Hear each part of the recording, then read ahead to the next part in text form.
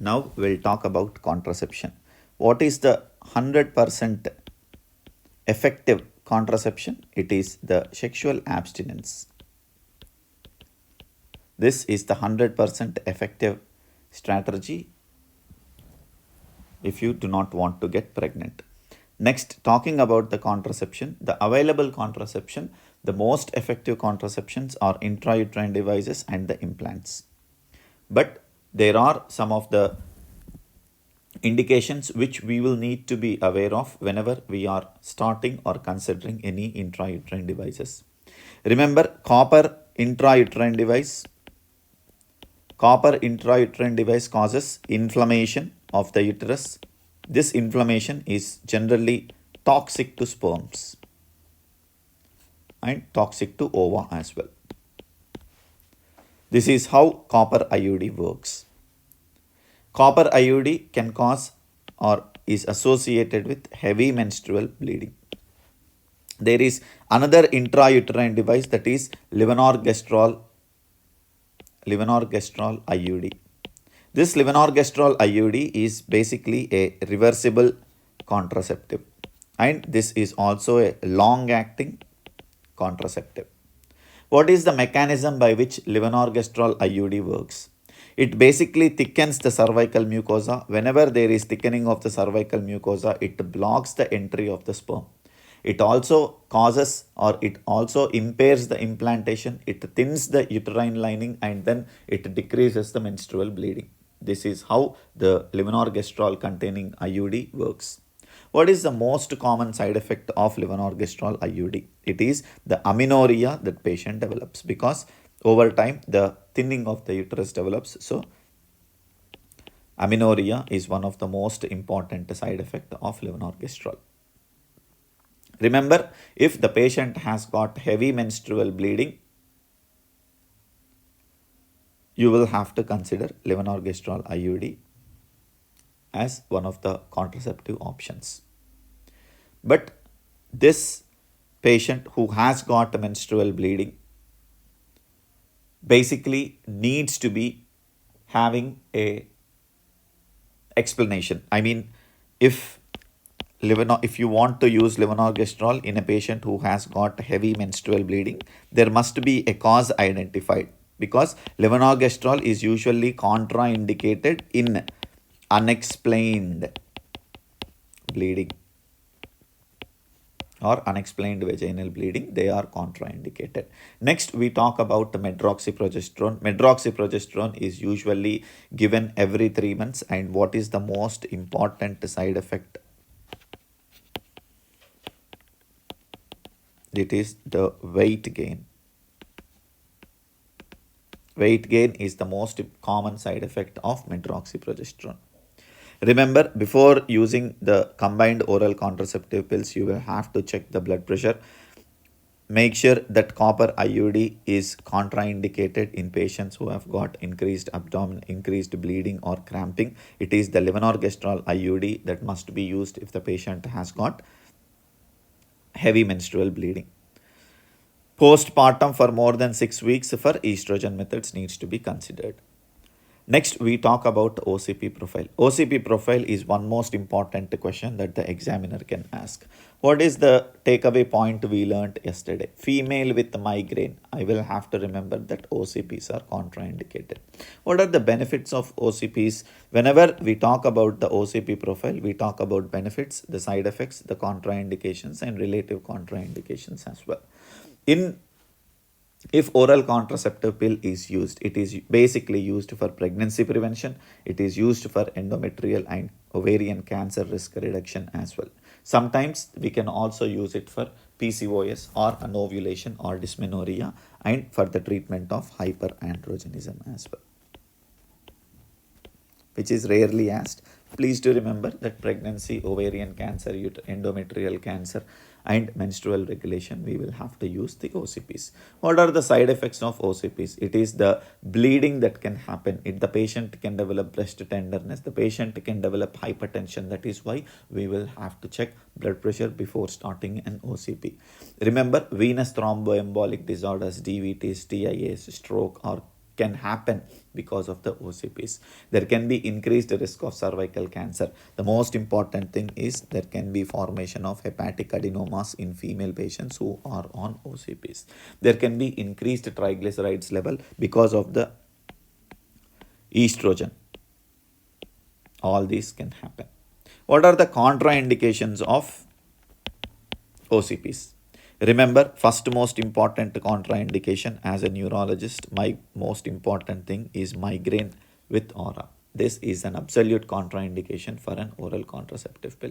If the patient is actively smoking and is smoking more than 15 cigarettes per day, I will have to stop the OCPs, or I must not give any OCPs for this patient, because there can be compound effect of the increased triglycerides, increased cervical cancer, increased venous thromboembolism, and can also cause stroke if the patient is actively smoking. I will have to check the blood pressure because patient can be having hypertension. So severe hypertension is an absolute contraindication for OCPs. Patient who has got coronary artery disease, patient who has got DVTs, or patient who has got coagulopathies or antiphospholipid antibody syndrome or factor V Leiden mutation, I will have to make sure that an OCP must not be given. If the patient, there is a famous question, patient is postpartum and is less than 3 weeks, we will have to contraindicate the oral contraceptive pills, please. Sometimes the examiner can tell you that the patient has got a family history of thrombophilia. Should OCPs be contraindicated? No, OCPs can be given. The only absolute contraindication is if the patient has got coagulopathy or patient has got factor V Leiden mutation or hypercoagulable states, it is contraindicated. If there is a family history, it is a relative contraindication, please.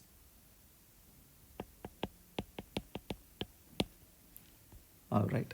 Next, we talk about abnormal uterine bleeding on OCPs. Please do remember that whenever there is abnormal uterine bleeding on oral contraceptive pills, it is usually the withdrawal bleeding that we usually see. This is usually happening because of the low estrogen. This is happening because of the low estrogen, that is less than 35 micrograms. Please do make sure that the patient continues to take the OCPs. We will have to rule out the pregnancy if the patient has got an abnormal uterine bleeding when the patient is on OCPs, to call it as a withdrawal bleeding. What do we need to do? You will have to switch to other contraceptive methods if the patient has got a persistent bleeding, which is levonorgestrel IUD. Next, we talk about emergency contraception. Remember, emergency contraception, it is the copper containing IUD can be used up to 120 hours after the physical intimacy. The efficacy is more than 99% for copper IUDs.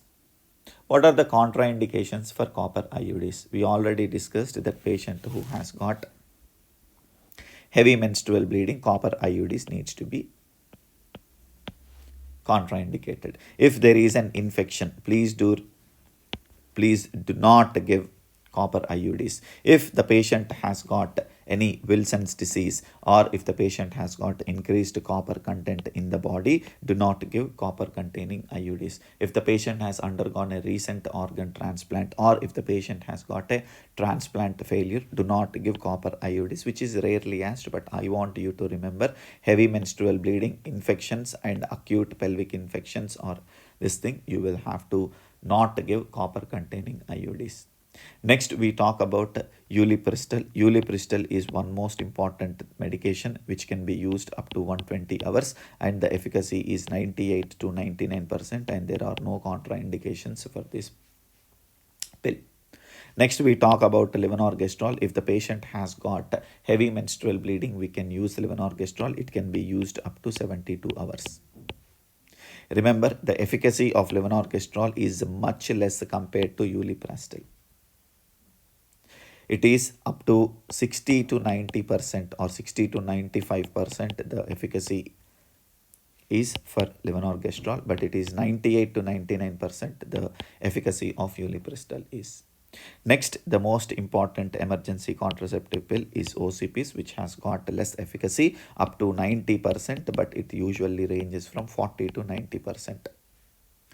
It is it can be taken up to 72 hours after the physical intimacy. There are no contraindications, but please do remember there are contraindications such as migraine and other stuff. Remember, it is the copper more than ulipristal, more than levonorgestrel, more than OCPs. This is what you will have to remember the order, because examiner will not give you this option and examiner can give you the option as well, ulipristal option. All right, with this we will see what are the contraindications of IUD placement. We already learned that the one of the important contraindication is heavy menstrual bleeding, but that is for copper IUD. If you want to generalize this IUD placement, there are some of the important contraindications that needs to be remembered. Remember, copper IUD is contraindicated in Wilson's disease and any pelvic infection, heavy menorrhage as well. If we are using progestin IUD, which we did not discuss, progestin IUD, the contraindications of progestin IUD is active liver disease, or if the patient has got a breast disease, you must not give progestin IUD. Next, obviously, pregnancy or unexplained vaginal bleeding, you must not give any IUDs. If there is active pelvic inflammatory disorder or cervicitis or fibroids or Wilson's disease, copper IUDs needs to be contraindicated. Next, we talk about emancipated minors. Remember, circumstances in which minors can provide their own consent. If it is a medical case, emergency care, sexually transmitted infections, emergency care, sexually transmitted infections, mental health and substance abuse treatment, contraception. These are the medical conditions where minors can provide their own consent. If it is a legal thing, it is usually high school graduate or active military service. If the patient is married or if the patient is parent and is financially independent, it is the minors who can provide their own consent. So if the patient is married, military, self-supporting, that is financially independent, or is a parent, he can give his own consent even if the patient is a minor. For medical emancipation, it is the emergency care, sexually transmitted infections, mental health, substance abuse and contraception. They can give their own consent. Next, we talk about intimate partner violence. Remember, if the patient is recently married and is living with the partner, I want you to screen this patient for intimate partner violence screening.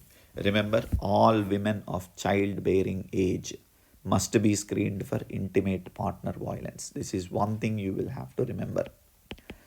All women of childbearing age.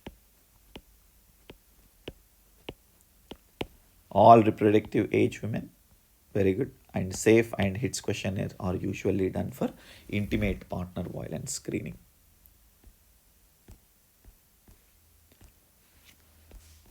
All right, next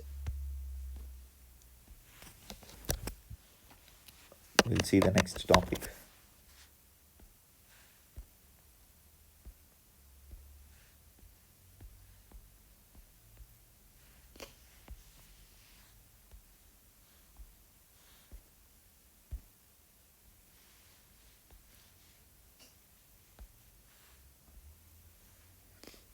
All right, next is abnormal uterine bleeding. I'll see you in the next session. Thank you.